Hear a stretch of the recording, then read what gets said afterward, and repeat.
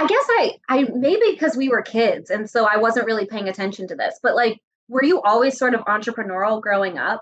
Me, no, but I was definitely around it. I didn't realize it till later. So talk about sales stuff. One of my first memories is being in a red apron as a little kid, ringing the doorbell outside, like ringing the bell outside the grocery store.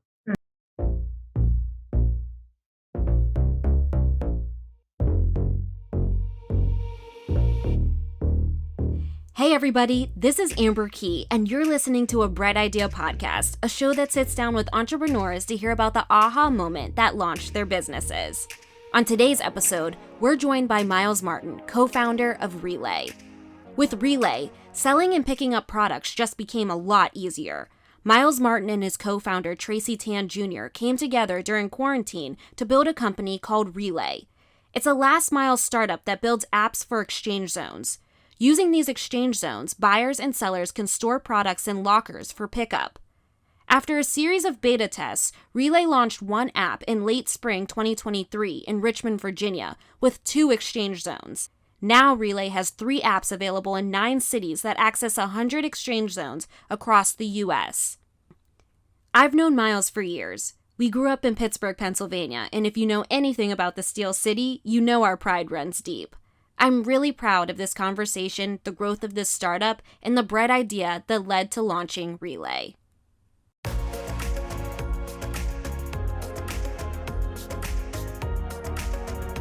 I'm Miles Martin. Originally born in Greenwood, South Carolina. Moved to Pittsburgh. My dad's from Pittsburgh. My mother's from Zimbabwe. Grew up in Pittsburgh for the good chunk of my life. And grew up playing sports. Went to a bunch of different schools that were all pretty serious, all pretty intense. Definitely why I can read and write at a certain clip. That's the one positive. Um, Yes, you know how it goes. There's a lot of other noise and nonsense that we have to put up with, but at least we can read and write at a high level. yeah. I should mention that Miles and I know each other pretty well. Our parents are friends. We grew up together and we also vacationed a few times together. So I'm very well aware, although I didn't go to your middle school, I was there with my brother doing the very intense homework. So I'm very aware of what you were going through. Yeah, we still have battle scars. Nothing's been harder, you know. But look at where you are now, you know? So it was all for something. But Gosh. yeah, but go on. Sorry. Then I went to boarding school. Went to boarding school in New England. Played soccer there. Ran track there. Started my first business. Moving Arizona teas. I would buy them from the CVS in town, walk them back to campus, and sell them at a markup. Ultimately, that New England winter got to me, and I remembered my parents had a Costco account. So I would go when they would come up to visit. I would ask them to stock me up with a Costco trip, and so even the better margins as we got better. That's hilarious. So you were hustling in high school? Opt that the school is not cheap, so we had to. No, absolutely. Well, I guess I maybe because we were kids and so I wasn't really paying attention to this, but like, were you always sort of entrepreneurial growing up? Me, no, but I was definitely around it. I didn't realize it till later. Um, and it's in a couple of different ways. Like my dad was a software engineer, and so hearing him working with clients and doing all different projects, I was around all of that. Um, and then my mother being having spent a good chunk of her time in the nonprofits, like her side grew up in the Salvation Army. So talk about a sales stuff. One of my first memories is being in a red apron as a little kid, ringing the doorbell outside, like ringing the bell outside the grocery store. Hmm. Um, and asking for donations is a type of sales work. So No, totally. And just being around that, I get it, like it kind of sets the tone for like the rest of your life. How would your parents like describe you as a person or as a young kid? serious. Really serious. Serious. I think I remember that. I hate to lose. Um, we both grew up in pretty deep sports environments, and I was that kid whose day was ruined if I lost in whatever I was competing in that day. Mhm. Um, that definitely carries over, whether it's losing in Uno or actually losing a race that day. No, it's so funny because like you saying losing an Uno, and I just remember like being on vacation in Martha's Vineyard and like playing Uno for like hours on end. And it was like, It's intense. yeah, no, it was intense. Like feelings were hurt. Feelings were hurt. So yes, Miles, you have always been serious, but I do not blame you because I am competitive as well. Like I come to win. I it's come a to good. win. It really is a competition thing. You're like, this is not how I'm ending my day. Will stop when I'm on top. Like this is especially with family and friends. Come on. No, no, seriously, like feelings will be hurt. You have to have a tough skin to compete with any of us.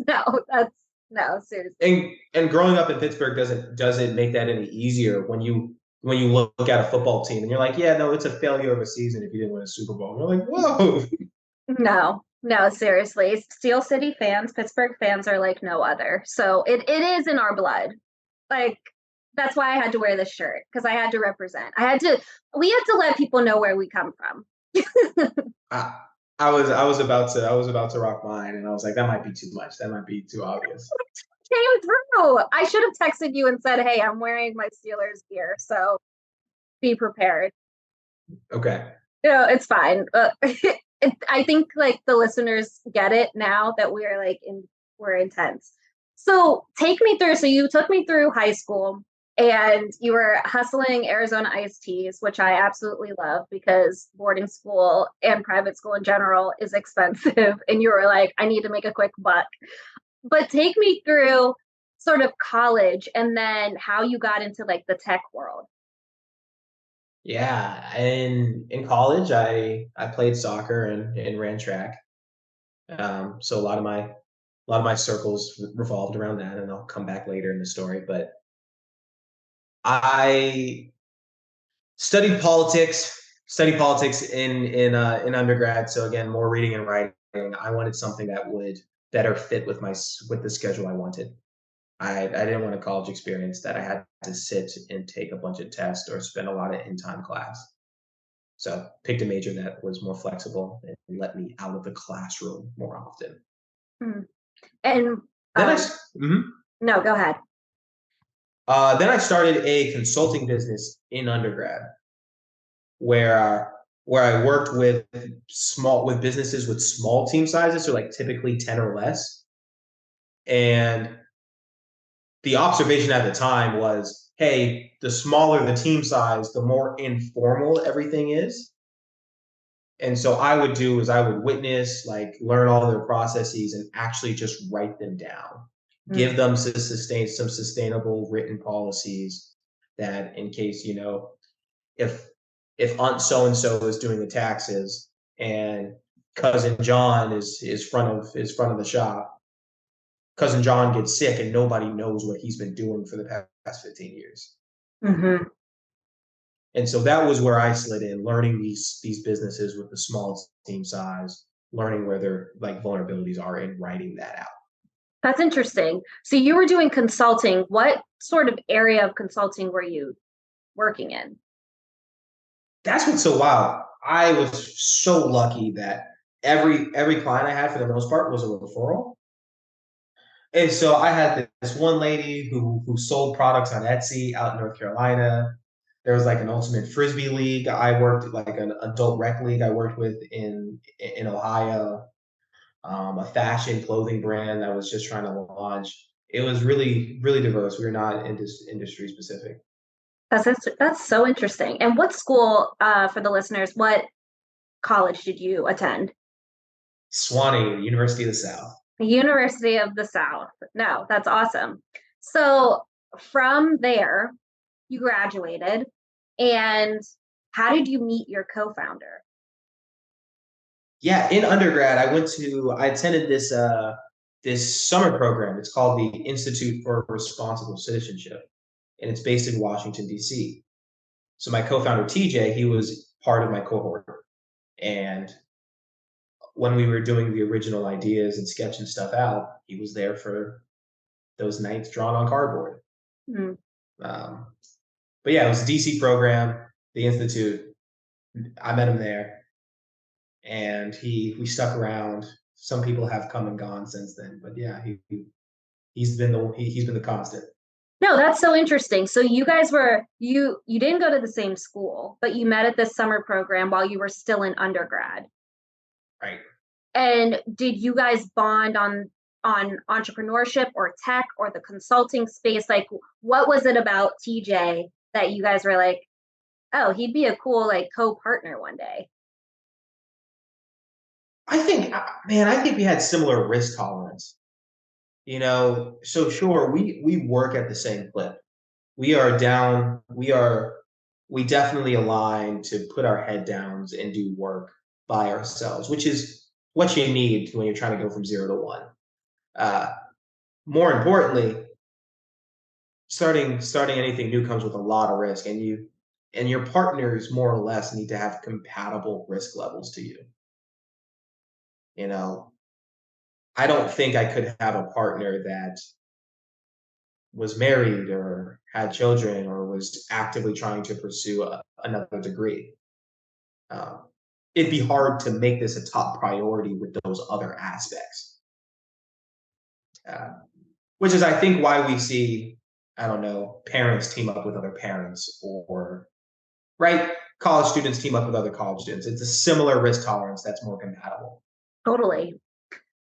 What was the aha moment that led you to starting Relai?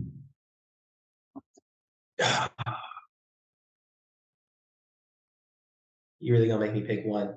Or you could give us a few. So I think practically speaking, I'm a 2020 graduate, and so graduating into quarantine, I had a lot of options dry up. So I'm one of those students with the stories of, hey, I thought I had a job offer, and then they called me, and then it was rescinded, or the department, right, hiring freezes, departments closing. So what I thought would be my immediate path out of college, I now had an opportunity gap. So practically speaking, not having any other prospects is what made me be like, we've been working on this idea, let me do it in full force. That's awesome. So what was like the initial conversation between you two that you were like, let's come up with this idea? The initial idea is we asked one question, which was like, why do people wait for stuff? And we didn't realize that was just a research rabbit hole. Yeah. That was all supply chain themed. How do things get to places? Why do they stop here, go elsewhere? Where are the bottlenecks? Where do things open up? All of that supply chain and logistics adjacent information is what we started to consume. But that was the first question: is why do we wait for stuff? And we just tried to figure out how do we remove or eliminate the wait. I love that. And I want to back up a little bit before I go into you explaining what it is that Relai, like what is Relai and what it does. But when you were in college, I mean, you talked about being a consultant or consulting other like small businesses. Did you think that coming out of school, you were going to be a consultant? Was that the area that you were thinking of going into prior to quarantine? No, not consultancy, but it was still very client facing. I had accepted an offer in wealth management. Awesome. So I was client facing. I accepted a client facing wealth management position. Mm-hmm. And it was rescinded obviously because of the pandemic. Right. And so then you were like, well, I can't sit at home and not do anything. So I'm just going to like hit up my boy TJ and we're going to start a supply chain business. Because we had been researching my entire senior year. We had been researching, trying to figure out what makes sense, learning about the industry, what different models might work, Yeah. Yeah. and that was all I needed. I was like, hey, there's nothing here. I'm not going to just wait for quarantine to end. And at that point, yeah, I think all of us were starting to feel the fatigue about wherever we were um, quarantining Hmm. at or with, you know? Yeah. No, and just you telling your story, you sound like a fixer. Like not only are you a winner and you're competitive, but you see that there's a need and you're like, okay, let's solve this problem. Tell us exactly what Relay is and how it works. Yeah, and I'll share some visuals, and you can add that as well. But Okay. we make applications for exchange zones, and exchange zones are these metal towers with individual compartments that lock and unlock. When you press a button in a Relay app, the door to one of these compartments opens. You can then put whatever you want inside, close the door, and you can pick it up later, or you can send a link for somebody else to pick it up. High level, simplest things. Relay builds apps that let people use exchange zones. Mm. And what people use the exchange zones for, then we're talking about different use cases. But just so you know, like this is what Relay does. We build apps that let people use exchange zones. That's awesome. So who is like your avatar? Like who are the people that would be using this app? Yeah. Let's for where we are right now, let's talk about most common. Yeah. So at the moment, we have a lot of like next door or Facebook marketplace transactions happening at these exchange zones. So instead of meeting up with a stranger in like a restaurant parking lot or at their home, people are saying, "Yo, let's use the exchange zone. I don't need to meet this person on the internet. They can just drop it off." And what's been cool is it's pretty balanced between who initiates using an exchange zone, either the buyer or the seller. Mm-hmm. Right? Buyers feel empowered because they're like, hey, let me pick this up at my own convenience and safety. But then sellers are like, yeah, I'm actually sick of inviting people to my home to grab something. Um, so that's been pretty cool. So that's like the major persona right now. But we also see like the next largest chunk is about local shopping. So all of these local sellers, let's say they're selling some earbuds, uh, they'll take the product, they'll sell it, and they'll sell it for pickup at one of these exchange zones, Mm-hmm. right? So it could be peer to peer, but it also could just be the retail thing of, hey, this is an extension of my store, Okay. right? We can do these local storefronts and these local sellers, Instagram, like the street kiosk, like whoever, the Girl Scouts. I don't really, it doesn't really matter. They can just sell, drop off, somebody can pick up. And so now you have this extension of whatever storefront, or we see people, this is just their only storefront now. It's pretty neat.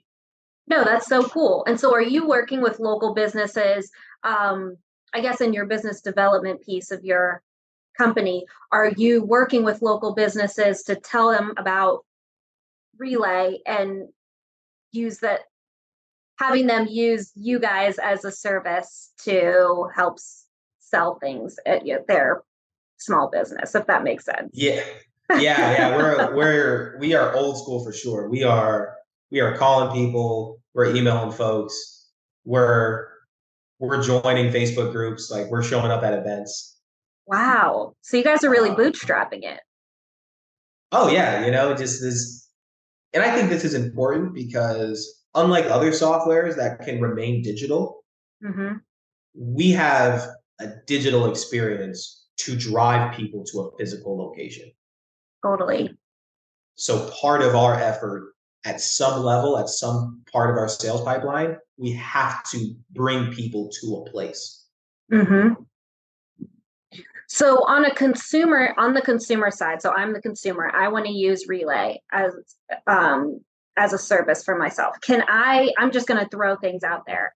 If I ordered food and the restaurant is using Relay to drop this food off in an exchange zone, can I go and pick up my food at this exchange zone if I didn't want them to show up at my front door? No, we are not doing food.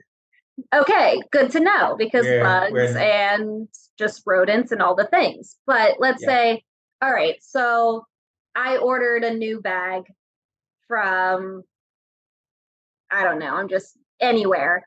And anywhere. yes, or let's say furniture. I think I asked you about a chair, like a small chair that I ordered from a store, Urban Outfitters, let's say, and they're using you guys as a service. If they put this chair into a locker, I can come, enter a code, and pick up my chair that I've already paid It's for. even less than that. There is Okay. no code. It's all in the actual mobile application. You'll Okay. get a you'll get a text notification or whatever you choose, and you'll press a link that will redirect you to an app. And you just you follow this command and you press a button in the app, and then the door opens. I love that. No, Yeah. that's awesome. Yeah, it works with Bluetooth, so we're not actually engaging, and that's how we're able to save electricity on the Mm-hmm. actual exchange zones. Right, all these exchange zones are battery powered. The batteries last a few years, so it's even better for the environment because we don't demand all that power to constantly run. No, that's incredible. And what were some of the first steps in building this product? Like taking it from an idea to an actual product? Yeah, first things first is we had to figure out what was possible. Uh, really situate ourselves because we had to figure out what tools could make the process work. Originally, exchange zones were just open areas. Mm-hmm. Um, but we got all the feedback that you might think. What about security? What about after hours? What about sables? All of these things. We're like, okay, we need a physical presence there. Let's introduce that tower component with the individual compartments Mm-hmm. to make that process better. And so then we're out here trying to look at hardware solutions, but not only hardware solutions that don't compromise our strategic locations, right? We like being in well-trafficked areas. We like being in well-lit areas. Mm-hmm. We like, right? We like places that don't arrive at a dead end, you know, all of the things that make things more convenient. We like things that are accessible to all types of people, right? And a lot of the hardware required things to be plugged into the wall or bolted firmly into the ground. And that's invasive. And so to Mm-hmm. get approvals from all the necessary parties, we needed something that wasn't so permanent and invasive. Where are your exchange zones currently located? Yeah, we're in a handful of cities, so I'll share a couple of links and you can look at it. But we're based out of Richmond. We're based out of Richmond, Virginia. So we have a few locations within the city of Richmond. And then we're also in Charlotte, also in Austin, also in Sacramento, in the Bay, in Los Angeles. And so we're really trying our best to expand, and get more of these locations to really maximize the convenience. How are you guys measuring how many people are currently using your products? Yeah, easiest thing is two major categories. The people that make a drop off and people that pick things up. Mm-hmm. Sometimes they can be the same people, but those are our two major lines. Who's dropping off? Who's picking up? What locations are they dropping off and picking up from? And how are people currently finding out that that Relay is even an option? Yeah, a lot of the boots on the ground effort I told you about. Yeah. Whether it's working with different, whether it's making one good connection that can help like evangelize for us. Yeah. Or it's us going to high return events. Is it that local marketplace where a bunch of different sellers or a bunch of different, I don't know, Facebook marketplace. Like we know the buy nothing movement is growing out here. Mm-hmm. So can we get to a centralized area, tell all these people, and maybe even wheel an exchange zone over so we have a visual example for it? Wow. Okay. No, this is it's, I'm like, wow, I have so many questions. How much does it cost to use one of your exchange zones? Yeah, so there's a service fee, and it's based off of the size. So typically we have a small, medium, and large compartment, and so that varies there. But the main thing is $2 an hour for whatever the pickup window is. Mm-hmm. So if you're dropping off like your earbuds for me, I bought from Amber's store. I bought earbuds, or I bought it from you on Facebook Marketplace, right? You give me a 2-hour pickup window. That's $4. Are you finding that it's easier? Are you getting easier buy-in from local businesses or from actual consumers? Oh man. Can you explain what you mean by easier or more buy-in? Like, I guess earlier when I asked, like who's mostly using this product, I know that it's for everybody, but for me, and you could tell me otherwise, that going into a local business and offering up this as a service, is it easier? Are you getting more local businesses using your exchange zones rather than like actual consumers? And do you think that selling it to your average Joe consumer is harder than local businesses? Does that make sense? Oh, I see. Yeah, okay. So you remember earlier when I talked about dropping off and picking up is how we segment, most of our insights. Mm-hmm. We focus heavily, like we market for the drop off. Okay. We market for the people dropping it off. Because if I can convince you that this helps whatever your major goal is, if it's selling more things, sell this, drop it off, you make more money. Mm-hmm. Or if you're like a Facebook group, hey, drop it off, you can make more if you don't have to figure out an arrangement or between a stranger online all the time. Mm-hmm. That's the real push, because if you associate Relay with an existing process, that end recipient is there. So that's what happens. We work with a local retailer. We have the conversation that they initiate a drop off. Shoppers use it. And then they ask the question, what in the world is this? Mm. What else can I use it for? Can I use this again? Can I make the drop off? Yeah. So that's our current flow. Focus on the drop off. They have somebody to pick up. And then we let the curiosity of the pickup have like that novel experience and get people to ask more questions and re-engage and hopefully make drop offs themselves. I want to pivot a little bit because I want to know, what have you found is the biggest hurdle in running this business? I feel the biggest hurdle is our timing, right? The market opportunities there. Like we have customers. We're making revenue, we're expanding. But do I believe our market timing is perfect? No. But given where we are in our lives, the backgrounds we come from, and I'm talking about me, TJ, and the rest of the team, I think personally, this is ideal for all of us to try at such a high level together.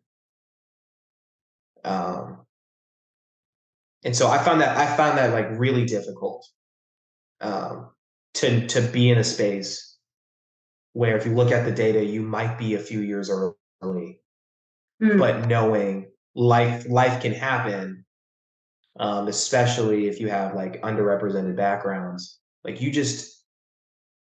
people love to talk about, your first thing might not be the one that hits, but the assumption there is that people get multiple tries, and that's just not the reality. That's real. So, yeah, it's not the reality. The people that get multiple tries are the current faces we see, and it's not representative of most people's opportunities. Most people don't even get a chance to try, let alone try again, let alone at a high level. Do you guys have competitors in this space? Yeah, everybody has a competitor. So it's really about like the alternatives, right? What are people? So if we take that Facebook Marketplace example, what are people doing? Our competitors are people choosing to meet strangers at their homes. Yeah. Or Our like competitors is meet. Or like Uber, that can send off things as well, right? Not just food, but I think, don't they have a service that you can get something picked up and dropped off as well? Right. So it's all of these. It's a massive indirect landscape of like, what are people doing instead of this? Which is an important like nuance, especially if you're trying to do new stuff. If you're doing something new, you probably won't ever have a one-for-one competitor, but it's important to know what are the people next door, like where are the neighbors at. You talked a little bit about, you just talked about how this space is sort of underrepresented, and that you only get one shot, basically. You won't get a bunch of chances like some of your other peers may. Have you guys, I want to talk a little bit about how you're making money and how you're gaining capital, and if that is something that you guys are considering. And sort of what does that process look like? Yeah. It's not free. It's not free to try. So I've put in savings from the consulting business I told you about earlier. Me and TJ both have put in sources locally. We have a handful of angel investors. We have a handful of angel investors, all through warm intros, friends of the family, or friends of the family might be a little steep, might be a little bit of a draw, but introductions from family.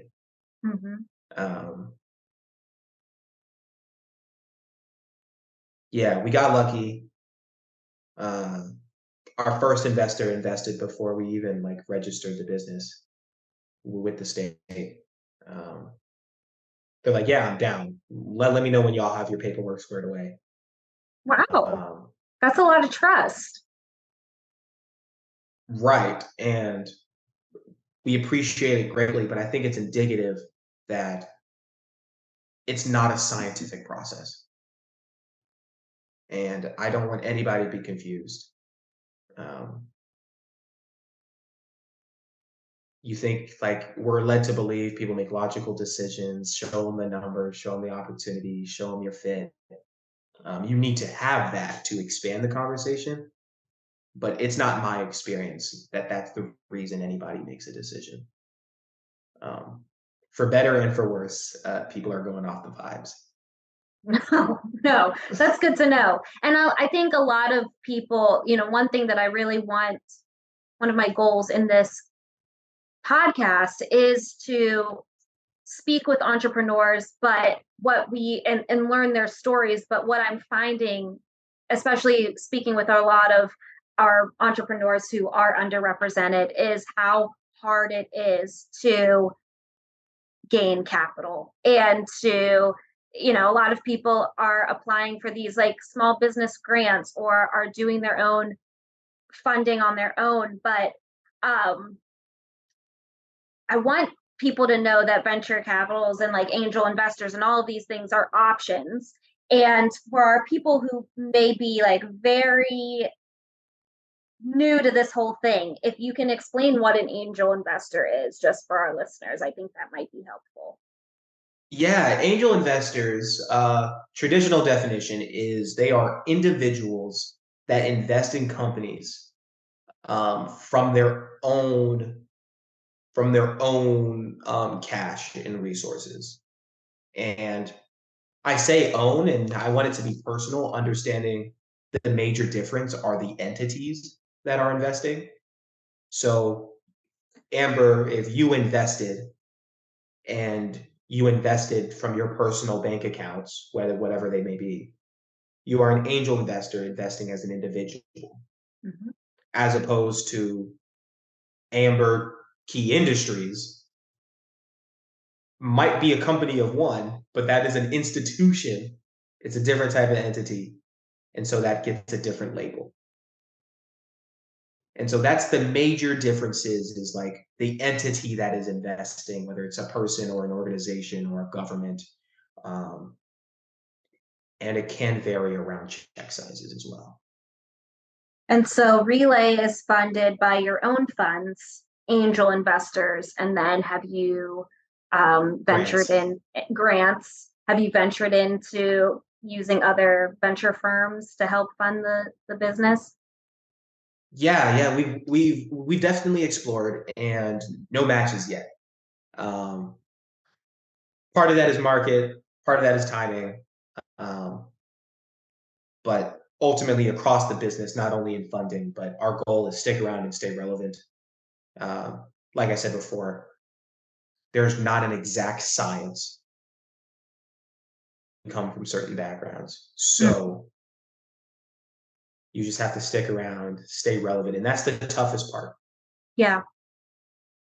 What's sort of the criteria to pitching your idea to get venture funding?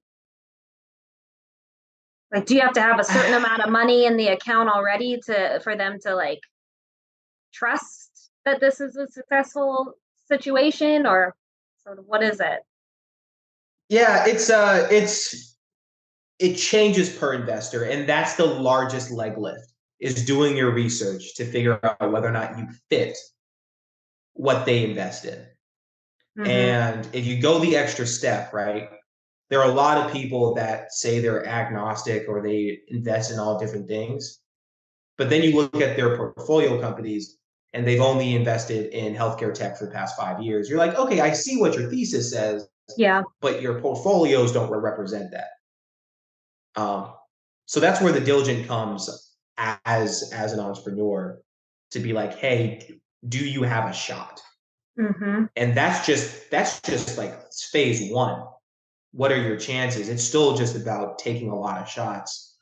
And then people will talk about, relationships and warm intros. There's no quick way to do that. Yeah. And that's where the age gap comes in. Why your average entrepreneur age is over the age of 40. Mm-hmm. Right? That's the advantage. They've been building relationships for 20 years. And so that's a gap. And you're like, am I going to stick around and stay relevant for 20 years and hopefully that's why you have people transition from other careers. That's why you have different success rates. That's why success rates go up the older they are. Yeah. Right? Yeah. It's part of that entrenchment in the culture. I'm going to reference a sports analogy since we're both athletes, but it's a marathon, not a sprint. And I want to talk about that because it's a long game and how important it is to trust the person that you decide to be your partner in this business. for people that are looking to start a business at the scale of yours and TJ's, what is some advice that you would give to somebody looking for a co-founder?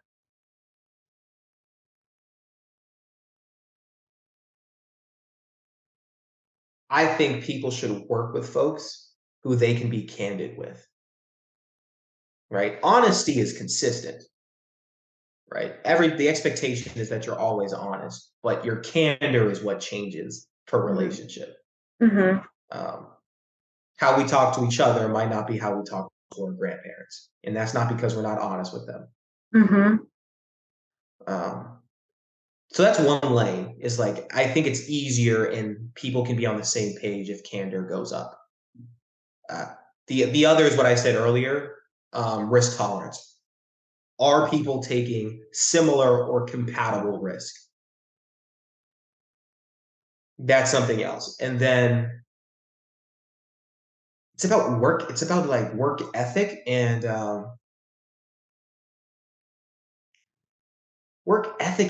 output, right? And this is about knowing your learning strategies and your leadership styles. Do you have complementary leadership styles and complementary or similar learning styles? Like I said, we started this off with a big old research question. So if I didn't have a co-founder that was willing or like they could learn through independent research and reading a bunch of stuff, Mm-hmm. it wouldn't have been a fit, right? Or the company would look so different. So yeah, that's what I think. And maybe the last major category I think is somebody to hold you accountable about your trajectories, right? I don't want to take it for granted, and it's our responsibilities as entrepreneurs, in my opinion, that there are people who are really good going from 0 to 1. There are people who are really good going from 1 to 10, 10 to 20, 20 to 100, 100 to 1,000,000, right? It's very rare that people are good or can grow across all of these different stages. Mm-hmm. And so I feel very fortunate that I have a co-founder that we are constantly evaluating,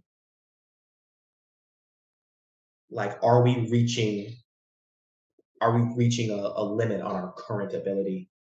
Do we need to learn new skills? Do we need new help? Do we need more help? Do we need different resources? I'm CEO right now, and if we're doing 100 million a month, at that point in time, will I have evolved to be the CEO necessary to get us to whatever the next level is? Mm-hmm. And you just gotta be candid and constant about it. I am very impressed by that definition because I feel that takes a lot of maturity, and I feel that especially in a business that you're trying to get to the next step and everyone wants to be the CEO. Everyone wants to like pump their chest and be the face of the company, but understanding each other's like strengths and weaknesses and being able to have the humility to like say that as time goes on that you may not be you're the CEO now, but like you may fall back a little bit and someone else has to come forward and take on the team. Like I'm really impressed by that. And I think that you knowing that now where your business is now is like you're setting yourself up for success already. Say sustainability, I don't think there's enough of a focus of like, how do you make something organizationally sustainable? Mm-hmm. How do you implement proper, like you need to build the habits. Right. That's how you have these weird moments that typically get mocked on the internet when you're like, yo, why does this company not have any self-awareness? Yeah. We could name a few. Yeah, no, seriously. You're like, how did this get through? Yeah. And so it's those self-awareness moments, and that's what we're just trying to. That's what like TJ and I are just trying to keep up to date. Like we have learned so much since teaming up. We've learned so much since growing, so much since building, like so much today, right? And sure, I think we both can learn a bunch of stuff. Mm-hmm. But that might not always be the solution. Us going up and picking up a new skill might not be what's needed for us to get to whatever is next for us. So what does that mean? And us being like, we have to just be open to the creativity that the situation demands. So I'm still talk about it. Speaking of what's next, what is next for Relai? Yeah, we got a handful of, I told you, Relai, we build apps for exchange zones, right? So there's not one, there's a few, and the difference is like what the use case is. So we got an app for the online transactions, an app to sell stuff, an app to buy stuff and pick stuff up, right? We got more in the pipeline, so that's exciting. And then we're trying to expand the number of locations that you can access it, right? So we're the count right now is about 9 cities, but as we hit 10, let's think about the next 30, right? Mm-hmm. So we're looking at maximizing a holiday season.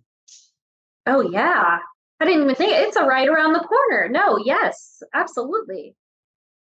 Right. So what unique things can we make possible just by the nature of it being the holidays? Totally. And how can people support you guys? Yeah, support us. You can follow us on the socials, Relai, RELAI. Typically it's _Relai on those socials.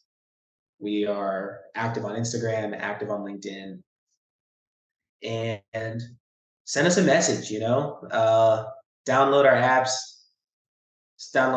tell us how you're using it, and also give us ideas for how you want to use it, right? Mm-hmm. We want to make stuff that isn't possible. And so what's more exciting is that we have been partnering with different people and helping them build their own Relai apps, helping them build their own ideas for how they want to use exchange zones. That's so dope. Yeah, staying in our wheelhouse, we're all about, building hyper-local communities. We have a lot of resources right around us. How do we connect people to what's around them? Trying to add some more transparency and consistency to everybody. If there are people listening who are really hyped about this idea and not only want to support you by using your exchange zones, but also would love to donate and to help fund Relai, how can they do that? Yeah, if you go on our website, that's relay.us, right? Relay.us. You'll see my contact there. I'm active on LinkedIn. Send me a message. Let's talk. And totally. That goes for everything, right? If you're trying to get involved with something we're doing, you want to be a user, you want to work in team, you want us to come to your city next, we're around. We're accessible. We're real people outside doing stuff. So please reach out.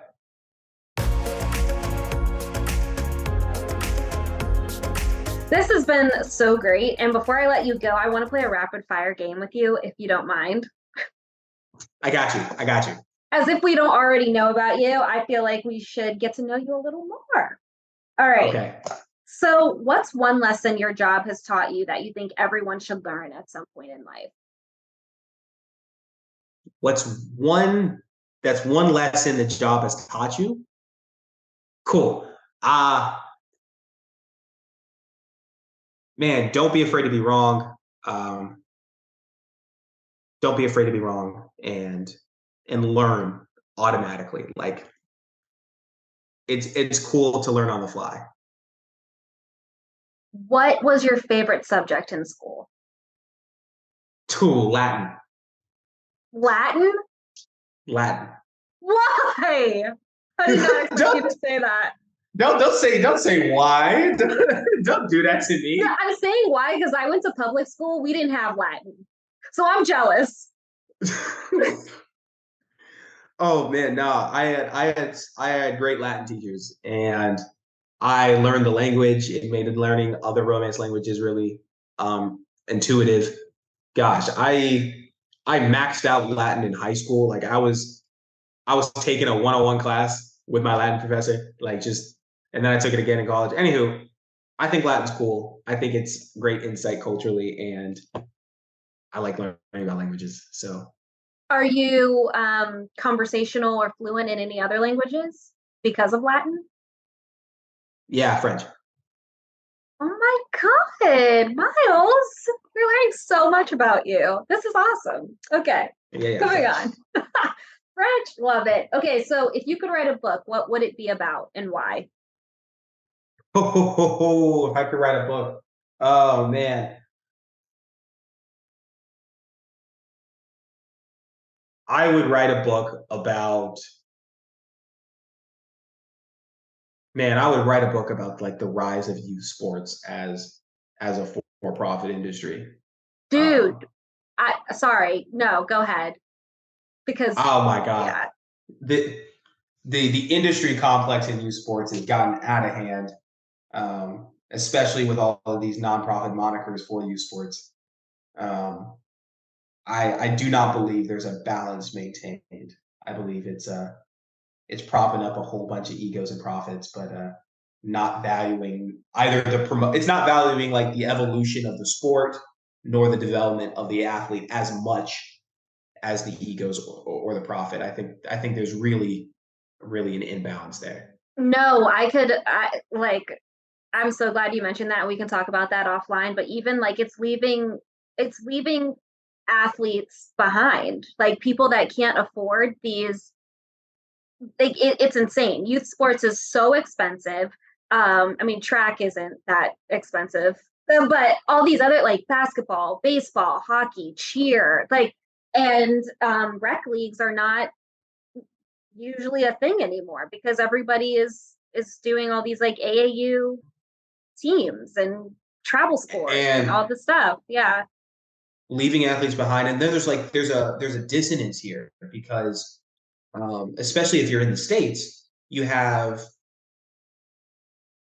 again this as far as women's sports goes, the United States is a world leader. Now that bar is low, um, but you're getting to a point where like, hey, what does being a world leader in women's sports advocacy mean Mm-hmm. if it's so suburb focused and if Yes. so upper income focused, but you still have like advancement as far as quality goes in the play? Like, how do you reconcile all of that at the same time? Um, it's difficult if you're just worrying about signing up another kid that's going to be another few grand for a season. Mm-hmm. So you would write a book on the Anywho, rise. You would write a book on the rise of youth sports. I would go full investigative reporter, interview everybody, longitudinal studies for college professors. Like sports means a lot to me. Played it, it's definitely shaped who I am. Um, feeling unprepared from the transition from high school to college, feeling unprepared, especially having quarantine end my athletic career, like feeling unprepared to transition out of competitive sports.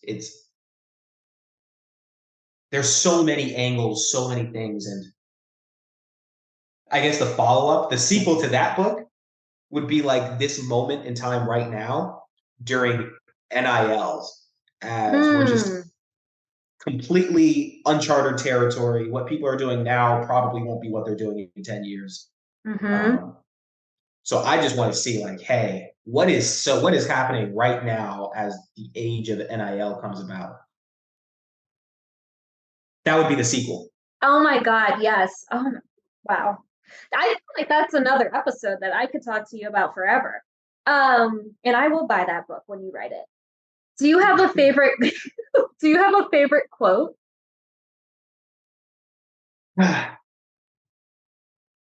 Favorite quote?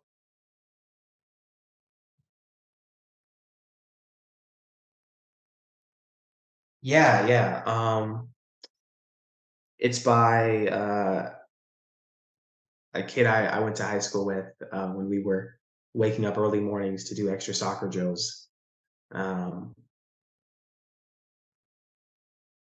his name is Mike. Mike said we've worked too hard to stop working hard now, and I like it. I don't believe it's a sunken cost thing. It's really about, hey, we've built a habit of hard work and being diligent. Mm-hmm. Why would you build a new habit of cutting corners? And I can tell that this is a quote that you live by with Relai. It was huge for me. You know, meeting Mike in high school, it was the first person my age who I saw with a tremendous work ethic. Like I had my parents be the example for what, but that felt too far. Like I'm not my parents, I never will be. Mm-hmm. That still felt that still felt distant.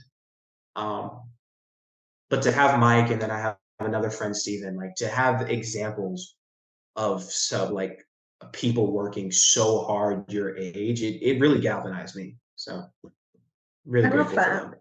I love that. Shout out to Mike. Shout out Mike. Entrepreneurship is a 24/7 job. So when you're not working on your business, what are you doing for self-care?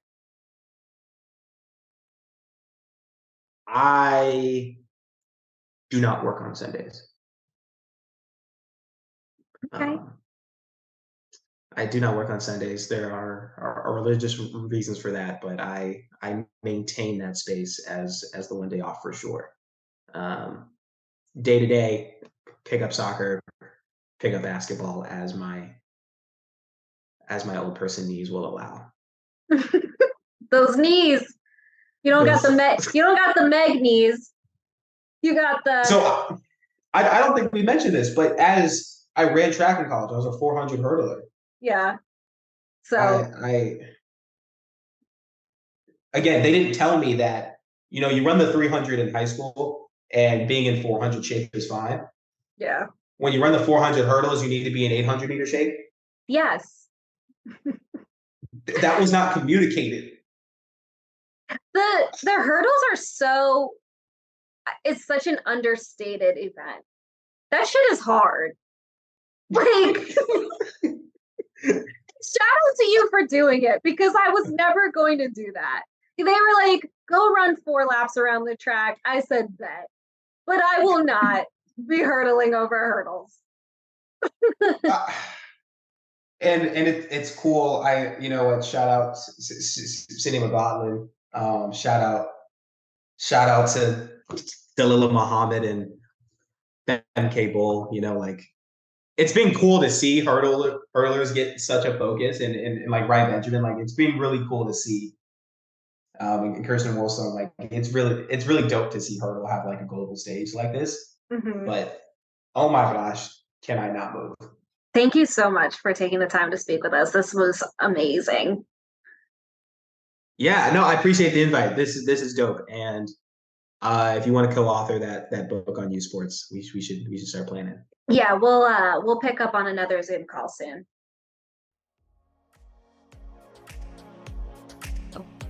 Thank you, Miles. That's it for this week's episode of A Bright Idea. Tune in each week as we interview entrepreneurs to find out their aha moment that launched their businesses. On today's episode, we featured Miles Martin, co-founder of Relai. You can support Relai by using one of their exchange zones now available in 9 cities across the United States. Following them on social media at _Relai, that's spelled RELAI, and by going to their website at relay.us.